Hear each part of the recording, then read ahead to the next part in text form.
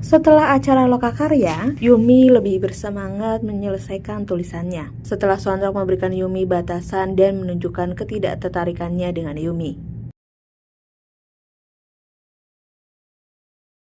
Hari itu adalah hari Minggu. Ternyata hari ini adalah hari Sonrok akan berkencan buta dengan Jenny. Meski sempat berpikir berkali-kali, Yumi akhirnya mencari tempat kencan Jenny dan Sonrok. Awalnya hanya melihat saja, namun ternyata Jenny dan Sonrok melihat keberadaan Yumi.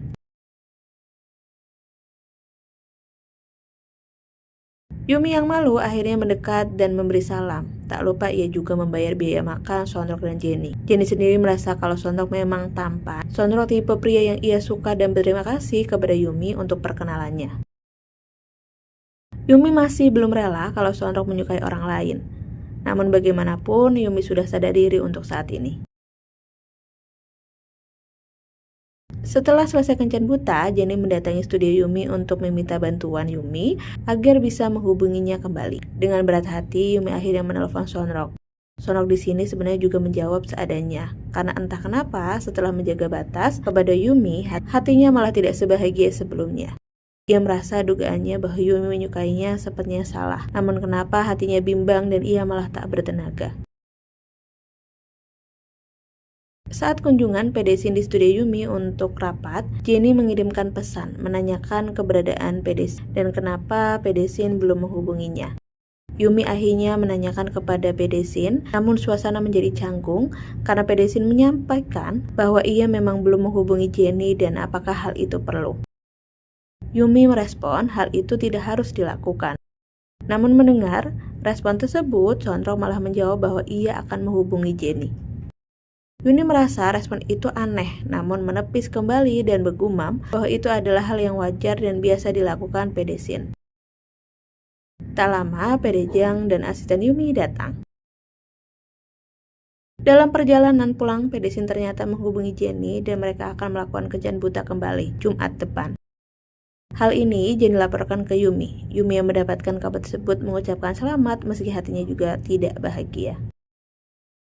Setibanya PDSin di rumah, ternyata ia masih merasa lemas. Ia menjadi tidak bertenaga. Hal ini tidak seperti biasanya.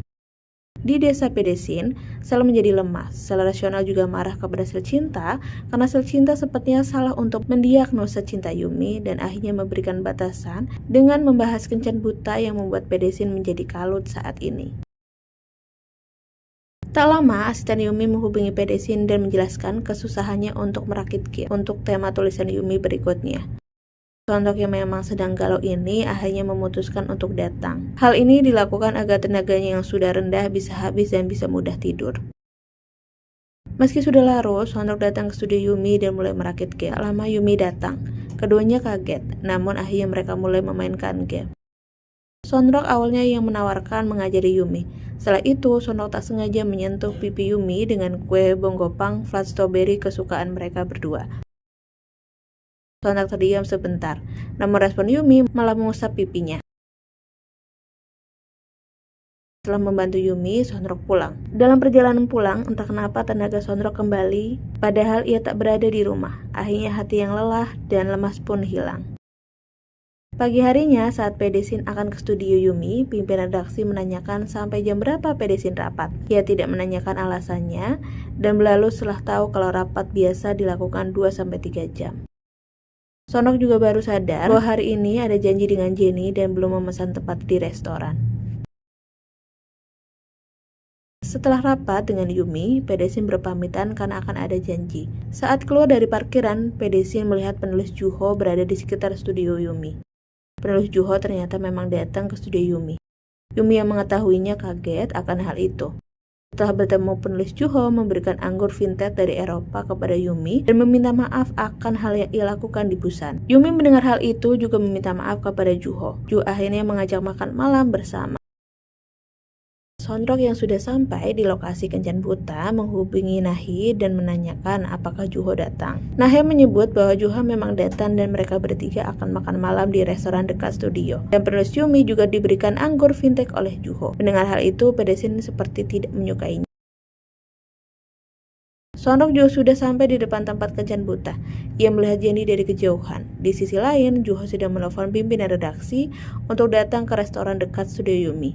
Namun, ternyata ia sudah memesan 3 botol anggur yang membuat Yumi menyesal perbaikan, merasa Juho terus melebihi batas. Jenny ternyata mengirim pesan kepada Yumi kalau Sonrok membatalkan janji secara tiba-tiba. Dari kejauhan, ternyata Pedesin datang ke restoran. Pedesin menyapa penulis Juho dan menyebut kalau ia akan ikut acara. Namun saat melewatinya, Sonrok dicegat. Penulis Juho merasa kalau Pedesin mengawasinya, seperti bodyguard Yumi. Pedesin akhirnya juga menyebutkan tentang anggur vintage yang menjadi alat Juho merayu wanita-wanita. Karena alasan itu, Pedesin merasa perlakuan Juho sangat mengganggu pada penulis Yumi dan tidak ingin Yumi menjadi korban Juho selanjutnya. Akhirnya pertengkaran tidak bisa dihindarkan.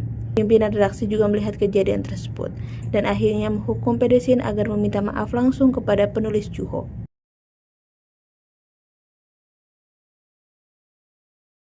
Namun sebelum Pedesin menemui pimpinan redaksi dan Juho, ternyata ia mendatangi Yumi. Awalnya Yumi merasa kedatangan Pedesin meminta maaf untuk membatalkan janji dengan Jenny atau masalah dengan Juho. Namun ternyata itu salah. Pedesin ternyata mendatangi Yumi karena ia ingin menyatakan bahwa ia mulai menyukai Yumi.